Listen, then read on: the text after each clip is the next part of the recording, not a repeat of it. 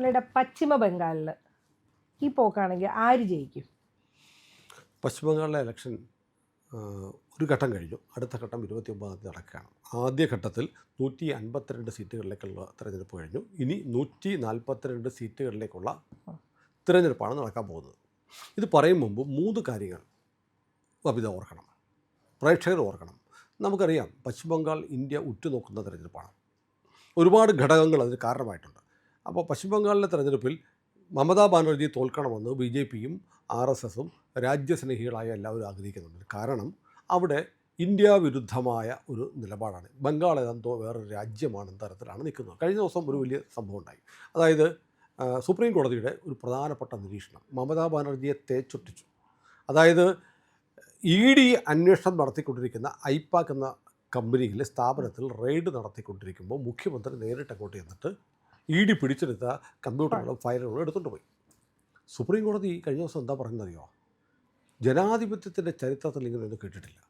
ഒരു മുഖ്യമന്ത്രി ഇങ്ങനെ ചെയ്യുക എന്ന് പറഞ്ഞാൽ അചിന്ത്യമാണ്, ചിന്തിക്കാൻ കഴിയാത്ത കാര്യമാണ് എന്തൊക്കെ പറഞ്ഞു വലിയ തോതിലുള്ള വിമർശനം തെരഞ്ഞെടുപ്പിൻ്റെ പടിവാതിക്കൽ നിൽക്കുമ്പോൾ സുപ്രീം കോടതി പറഞ്ഞു. കേരളത്തിലെ മാധ്യമങ്ങളിൽ വാർത്തയായില്ല.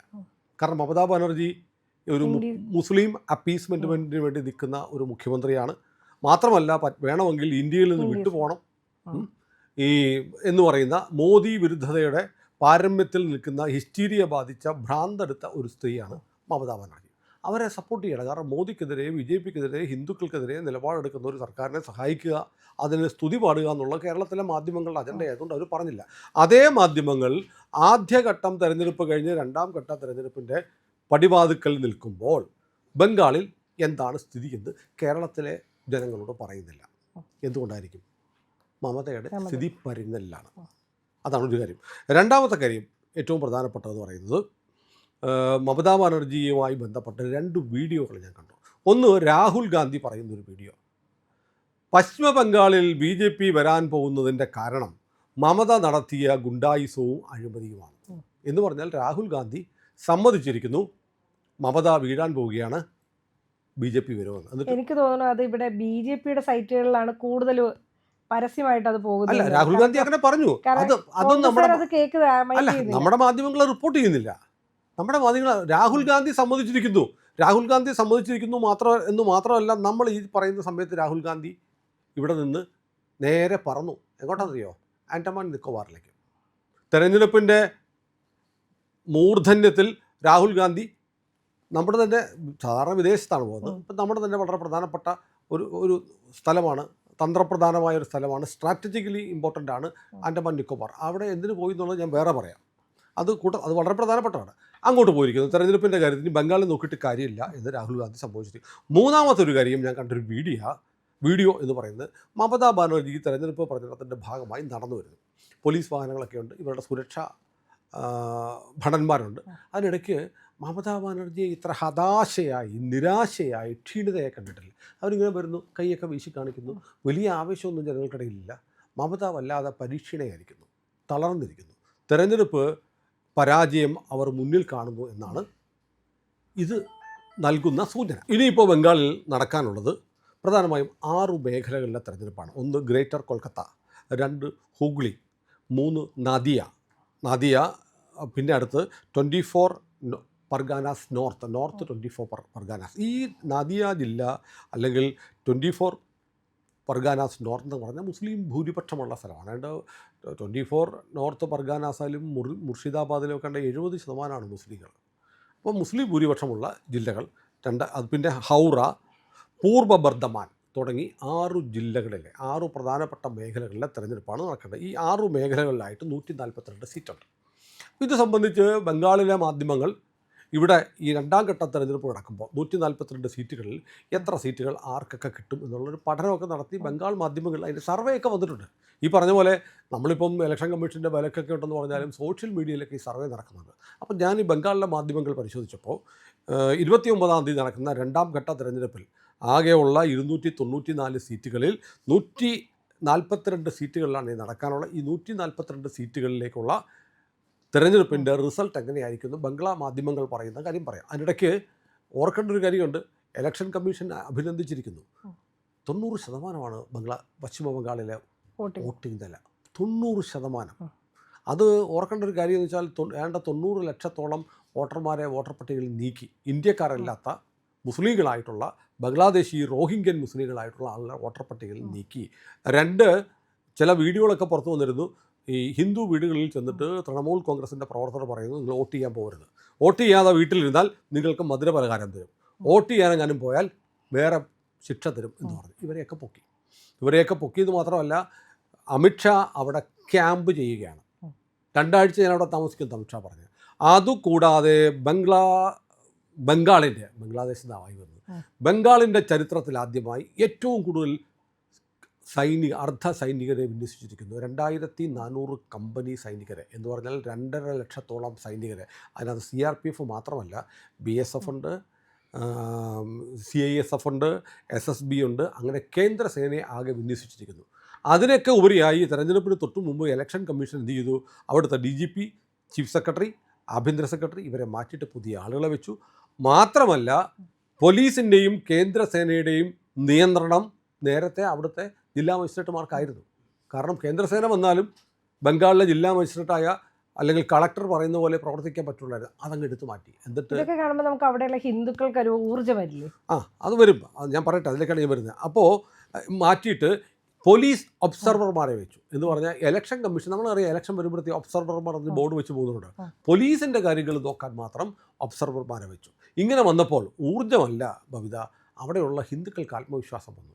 അവർ പല ഗ്രാമങ്ങളിലും കേന്ദ്രസേന ചെല്ലുമ്പോൾ ആളുകൾ ആരതി ഒഴിഞ്ഞാണ് സ്വീകരിക്കുന്നത്. കാരണം അവർക്ക് നിർഭയമായി വോട്ട് ചെയ്യാൻ പറ്റുന്ന സാഹചര്യമുണ്ടായി. അങ്ങനെ ബംഗാളിലെ സ്ഥിതി വളരെ മെച്ചപ്പെട്ടതുകൊണ്ടാണ് 90% വോട്ടിങ്ങിലേക്ക് വന്നത്. പക്ഷേ ഇപ്പോൾ 2ാം ഘട്ടം നടക്കുന്ന 142 സീറ്റുകളിലെ ബംഗാൾ മാധ്യമങ്ങൾ പറയുന്ന പ്രവചനം ഞാൻ പറയാം. ഗ്രേറ്റർ കൊൽക്കത്ത ഭാഗത്ത് BJPക്ക് 18 സീറ്റുകൾ കിട്ടും. പക്ഷേ തൃണമൂലിന് 24 സീറ്റുകൾ കിട്ടും. അപ്പോൾ ഗ്രേറ്റർ കൊൽക്കത്ത എന്ന് പറയുന്ന സ്ഥലത്ത് തൃണമൂലിൻ്റെ ആധിപത്യം തുടരും. BJPയെക്കാളും 6 സീറ്റുകൾ തൃണമൂലിന് കൂടുതൽ കിട്ടും. ഹൂഗ്ലി മേഖലയിൽ പക്ഷേ നേരെ തിരിച്ചാണ്. തൃണമൂലിന് 8 സീറ്റുകളെ കിട്ടുള്ളൂ, BJPക്ക് 13 സീറ്റ് കിട്ടും. നാദിയ എന്ന് പറയുന്ന ജില്ലയിലാണ് വലിയ അട്ടിമറി നടക്കാൻ പോകുന്നത്. മുസ്ലിം ഭൂരിപക്ഷ ജില്ലയായ അവിടെ BJP 11 സീറ്റുകളും തൃണമൂലിന് 3 സീറ്റുകളുമേ കിട്ടുകയുള്ളൂ എന്നാണ് അവിടുത്തെ സർവേകൾ പറയുന്നത്. ഇനി ഹൗറയിലേക്ക് വരുമ്പോൾ കഥ മാറുകയാണ്. തൃണമൂൽ 10 സീറ്റുകൾ നേടും, BJP വെറും 4 സീറ്റുകളിൽ ഒതുങ്ങും. ഇനി പൂർവ്വ ബർദ്ധമാനിലേക്ക് വരുമ്പോൾ അവിടെ 2 കൂട്ടരും തുല്യശക്തികളാണ്. 2 പാർട്ടികൾക്കും BJPക്കും തൃണമൂൽ കോൺഗ്രസിനും 6 സീറ്റുകൾ വീതം കിട്ടുമെന്നാണ് പ്രീ പോൾ സർവേ, അതായത് സെക്കൻഡ് ഫേസിലെ 2ാം ഘട്ടത്തിലെ പ്രീ പോൾ സർവേ പറയുന്നത്. ഇതെല്ലാം കൂടെ കൂട്ടുമ്പോൾ എത്രയാവുമെന്നറിയോ?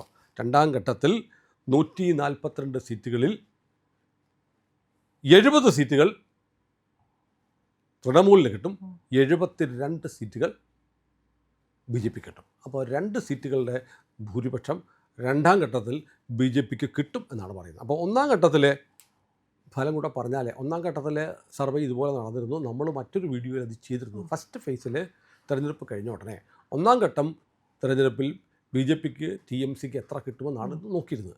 1ാം ഘട്ടത്തിലെ തിരഞ്ഞെടുപ്പ് കഴിഞ്ഞപ്പോൾ 152 സീറ്റുകളിൽ BJPക്കും 102 സീറ്റുകൾ തൃണമൂലും എന്നുമാണ് ബംഗ്ലാദേശ് മാധ്യമങ്ങളുടെ സർവേ. എന്ന് പറയുമ്പോൾ 2ാം ഘട്ടത്തിൽ 2 സീറ്റുകളുടെ ഭൂരിപക്ഷം BJPക്ക് കിട്ടും. 1ാം ഘട്ടത്തിൽ 50 സീറ്റുകളുടെ ഭൂരിപക്ഷം BJPക്ക് കിട്ടും. അപ്പോൾ ഈ പ്രവചനം ശരിയാണെങ്കിൽ ചുരുങ്ങിയ പക്ഷം 52 സീറ്റുകൾ നേടി ബംഗാളിലെ ഇക്കാലം അത്രയും നീണ്ട CPMൻ്റെയും തൃണമൂലിൻ്റെയും രാജ്യവിരുദ്ധ ഭരണകൂടങ്ങൾക്കുള്ള തിരിച്ചടി. ഇന്ത്യ കഴിഞ്ഞ ദിവസമല്ലേ നമ്മൾ കണ്ടത്, തൃണമൂൽ കോൺഗ്രസിൻ്റെ ഒരു പാർട്ടിക്കാരൻ്റെ ബെഡ്റൂമിൽ തുരങ്കം, അതിലേ പോകുന്ന ഒരു തടാകത്തിൻ്റെ അടിയിലുള്ള തുരങ്കം പോകുന്നവരെ ബംഗ്ലാദേശിലേക്കാണ്. അവിടെ നിന്ന് കയറി വരികയാണ്. അവർ നമ്മുടെ രാജ്യത്ത് ഏതാണ്ട് 10 കോടി അനധികൃത കുടിയേറ്റക്കാരുണ്ടെന്ന് പറയുന്നു ബംഗ്ലാദേശികൾ. അവർ നമ്മുടെ രാജ്യത്ത് വന്നിട്ട് വിവിധ സർക്കാരുകൾ അവർക്ക് വോട്ടർ കാർഡ് കൊടുക്കുന്നു, ആധാർ കൊടുക്കുന്നു, റേഷൻ കാർഡ് കൊടുക്കുന്നു, ലൈഫിൽ വീട് കൊടുക്കുന്നു. അങ്ങനെ അവരിവിടെ വോട്ടർമാരായിരിക്കുകയാണ്. ഇവരെ മുഴുവൻ ക്ലീൻ ചെയ്യാനുള്ള പ്രക്രിയയാണ് നടക്കുന്നത്. സുപ്രീം കോടതി എൻ്റെ മുമ്പൊരിക്കൽ പറഞ്ഞു, ഇന്ത്യയിൽ വന്ന് അനധികൃതമായി താമസിക്കുന്ന ഓരോരുത്തരും ഇന്ത്യക്കാരനുള്ള വിഭവങ്ങൾ തട്ടിയെടുക്കുകയാണ് അല്ലേ. അവൻ റേഷൻ വാങ്ങുന്നു, ആർക്കുള്ളതാണ്? ഇന്ത്യക്കാരനുള്ളത്. അവൻ സർക്കാർ ആശുപത്രിയിൽ ചികിത്സ സ്വീകരിക്കുന്നു, ആർക്കുള്ളതാണ്? ഇന്ത്യക്കാരന്. അവൻ്റെ കുട്ടികളെ സ്കൂളിൽ പഠിപ്പിക്കുന്നു, ആർക്കുള്ള അവകാശമാണ്? ഇന്ത്യക്കാരനുള്ളതാണ്. ഇന്ത്യക്കാരൻ്റെ വിഭവങ്ങൾ കൊള്ളയടി. എന്നിട്ടോ നമ്മുടെ രാജ്യത്ത് അവർ തൊഴിലെടുക്കുന്നു. ആർക്കുള്ള തൊഴിലവസരം നഷ്ടപ്പെടുന്നു? ഇന്ത്യക്കാരൻ്റെ. നുഴഞ്ഞുകയറ്റക്കാരെ ഒരു തരത്തിലും അംഗീകരിക്കാൻ പറ്റില്ല എന്ന് നമ്മുടെ സുപ്രീം കോടതി പറഞ്ഞിട്ടുണ്ട്. നുഴഞ്ഞുകയറ്റക്കാരെ കൊണ്ടാണ് കഴിഞ്ഞ ദശാബ്ദങ്ങളായിട്ട് CPM-ഉം തൃണമൂലും ബംഗ്ലാദേശിനെ ഭരിച്ചുകൊണ്ടിരുന്നത്. അതിന് മാറ്റമുണ്ടാകുമെന്നാണ് പറയുന്നത്. പൊതുവിൽ ബംഗ്ലാദേശിലെ ബംഗ്ലാദേശ് തന്നെ പശ്ചിമ ബംഗാൾ എല്ലാം ഒന്ന് തന്നെ. അങ്ങനെയാക്കി ഗ്രേറ്റർ ബംഗ്ല, ജയ് ബംഗ്ല എന്ന് പറഞ്ഞുള്ള മുദ്രാവാക്യം വിളിച്ചിട്ടാണ് മമതയുടെ പാർട്ടി ഇവിടെ തെരഞ്ഞെടുപ്പിൽ നേരിടുന്നത്. ബംഗ്ലാദേശികൾ മുന്നോട്ട് വയ്ക്കുന്ന തീവ്ര ഇസ്ലാമിക ആശയങ്ങൾ തന്നെയാണ് മമത മുന്നോട്ട്. കഴിഞ്ഞ ദിവസം ഒരു പ്രോഗ്രാം ഞാൻ കണ്ടു. അതായത് ഞാനത് FB-യിൽ ഫേസ്ബുക്കിൽ പോസ്റ്റ് ചെയ്തിട്ടുണ്ട്. കുറേ തൊപ്പിക്കാർ മുസ്ലിമുകൾ മമതയും തലമറച്ചിട്ടുണ്ട്. അടുത്ത് നിന്നിട്ട് മമതയ്ക്ക് എന്തോ സ്വീകരണം കൊടുക്കുകയോ എന്തോ സമ്മാനം കൊടുക്കുകയോ മറന്നു വെച്ചിട്ടാണ്. പക്ഷേ അവരുടെ കഴുത്തിലിട്ടിരിക്കുന്ന ടാഗ് ഉണ്ടല്ലോ, ID കാർഡ്, അത് സൂം ചെയ്ത് നോക്കുമ്പോൾ കൊൽക്കത്ത ഖലീഫറ്റ് കമ്മിറ്റിയാണ്. ഖലീഫറ്റ് എന്ന് പറഞ്ഞാൽ ഖിലാഫത്ത് ഉണ്ടാക്കുക. ഖിലാഫത്ത് എന്ന് പറഞ്ഞാൽ ഇസ്ലാമിക ഭരണം. കൽക്കത്തയിൽ ഇസ്ലാമിക ഭരണം ഉണ്ടാക്കാൻ വേണ്ടി പ്രവർത്തിക്കുന്ന കമ്മിറ്റി. അതിൻ്റെ ആളുകൾ ടാഗും ധരിച്ചുകൊണ്ട് മുഖ്യമന്ത്രിയുടെ കൂടെ നിന്ന് ഒരു ചടങ്ങിൽ പങ്കെടുക്കുന്നു. ഒരു കുട്ടിക്ക് കൊടുക്കുന്നത് എൻ്റെ ഫേസ്ബുക്കിൽ കേട്ടിട്ടുണ്ട്. കുട്ടിക്ക് എന്തോ സമ്മാനം കൊടുക്കുന്നത്. കൂടെ നിൽക്കുന്ന ആരാണ്? പരസ്യമായി നമ്മുടെ രാജ്യത്ത് ഖിലാഫത്ത് ഇസ്ലാമിക ഭരണം കൊണ്ടുവരണമെന്ന് എന്ന ആശയത്തിന് വേണ്ടി പ്രവർത്തിക്കുന്ന അതിൻ്റെ നെയിം ടാഗുള്ള ആളുകളുമായി ഒരു മുഖ്യമന്ത്രി പിണറായി വിജയൻ പോലും അങ്ങനെ നിൽക്കില്ല. പിണറായി വിജയൻ ഇസ്ലാമിസ്റ്റുകളെ സൂചിപ്പിക്കാൻ വേണ്ടി എന്തും ചെയ്യുന്ന ആളാണ്. പക്ഷേ ഇങ്ങനെ പരസ്യമായിട്ട് നിൽക്കില്ല. അതാണ് പശ്ചിമ ബംഗാളിലെ അവസ്ഥ. അപ്പോൾ പശ്ചിമ ബംഗാളിലെ തെരഞ്ഞെടുപ്പ് സംബന്ധിച്ച് പൊതുവിൽ 294 സീറ്റിൽ 170 മുതൽ 190 സീറ്റുകൾ വരെ BJPക്ക് കിട്ടാമെന്ന് പറയുന്നവരുണ്ട്.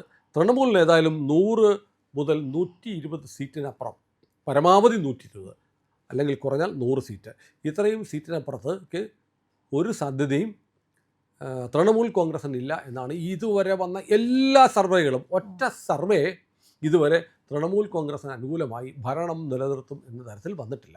ഇതാണ് പശ്ചിമ ബംഗാളിലെ അവസ്ഥ. ഇതുകൊണ്ടാണ് നമ്മുടെ മാധ്യമങ്ങൾ അവിടുത്തെ തെരഞ്ഞെടുപ്പ് വിശകലനം ചെയ്ത് അവിടെ ആർക്കാണ് സാധ്യത എന്ന് പറയാത്തത്. ഏതായാലും ജനാധിപത്യമാണ്, തെരഞ്ഞെടുപ്പാണ്, ജനങ്ങളാണ് വോട്ട് ചെയ്യുന്നത്. നമ്മൾ തന്നെ ഇവിടെ എല്ലാവരും കേരളത്തിലെ മുഴുവൻ മാധ്യമങ്ങളും ഇങ്ങനെ VD സതീശൻ മുഖ്യമന്ത്രിയാവും, രമേശ് ചെന്നിത്തലയാവും, അതല്ല KC വേണുഗോപാൽ വരും, UDF സർക്കാർ വരാൻ പോകുന്നു എന്നൊക്കെ പറഞ്ഞുകൊണ്ടിരിക്കുമ്പോൾ സതീശൻ്റെയൊക്കെ ഗ്രാഫ് കുറഞ്ഞു 110 പറഞ്ഞ സതീശൻ ഇപ്പോൾ 85 എത്തിയിട്ടുണ്ട്. വനവാസത്തിന് പോകും എന്ന് പറഞ്ഞാൽ സതീശൻ ആ വാക്ക് പാലിക്കുന്നതിൻ്റെ ട്രയൽ എടുക്കാൻ വേണ്ടി ഒരു വനയാത്ര നടത്തി.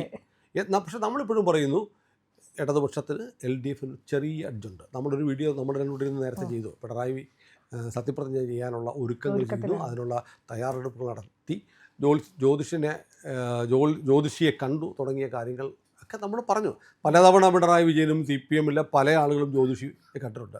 അവരുടെ ബന്ധുക്കൾ വിവേക് ഗുരുവായൂർ പോയ കാര്യം നമ്മൾ പറഞ്ഞു, മകൾ വീണ പോയ കാര്യം പറഞ്ഞു. അപ്പോൾ വല്ലാത്ത ആത്മവിശ്വാസത്തിലാണ് ഇടതുപക്ഷത്തിന് ഒരു എഡ്ജുണ്ട് എന്ന് അവർ വിശ്വസിക്കുന്നു. നമ്മളും ആ കാര്യമാണ് പറഞ്ഞിരിക്കുന്നത്. ഒരുപക്ഷെ അത് തെറ്റിപ്പോവാം, കാരണം ജനങ്ങളാണല്ലോ അവസാനം തീരുമാനിക്കുന്നത്. അപ്പോൾ നമ്മളറിയാത്തൊരു നിശബ്ദ വിപ്ലവം ഉണ്ടായിട്ടുണ്ടോ എന്നറിയില്ല. ബംഗാളിൽ നടക്കുന്ന തെരഞ്ഞെടുപ്പിനെ സംബന്ധിച്ചും ഇതുതന്നെയാണ് സ്ഥിതി.